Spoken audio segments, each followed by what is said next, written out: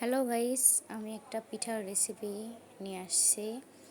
মরিচ, পেঁয়াজ, ধনেপাতা আমি কুচি করে নিয়েছি, নিয়ে এখানে বাটিতে দিয়ে দিলাম। আমার বাটিতে দেওয়া শেষ। এখানে আমি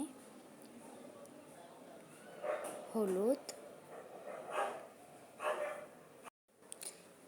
লবণ স্বাদ মতো দিলাম।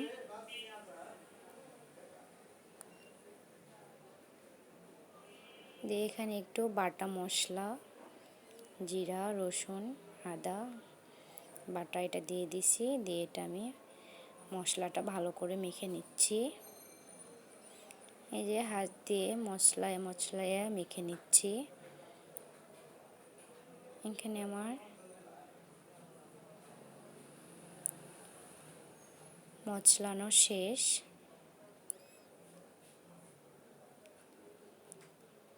ডিম দিয়ে দেব। আমি একটা ডিম নিয়েছি পিঠা বানানোর জন্য। এখানে আমি একটা ডিম দিয়ে দিচ্ছি। ডিমটা দিয়ে ভালো করে একটু ফেটে নিব, যেন সবগুলো মিশে যায় ভালো করে।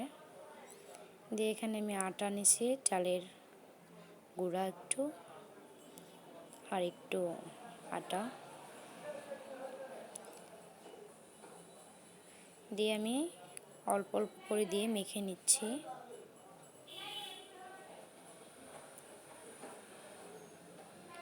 এখানে একটু উষি গরম পানি দিয়ে দিছি,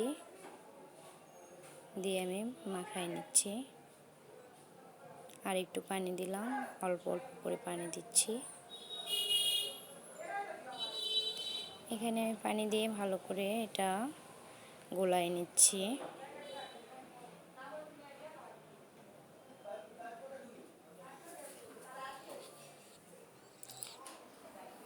অনেক সময় নিয়ে এটা আমি গোলায় নিচ্ছি।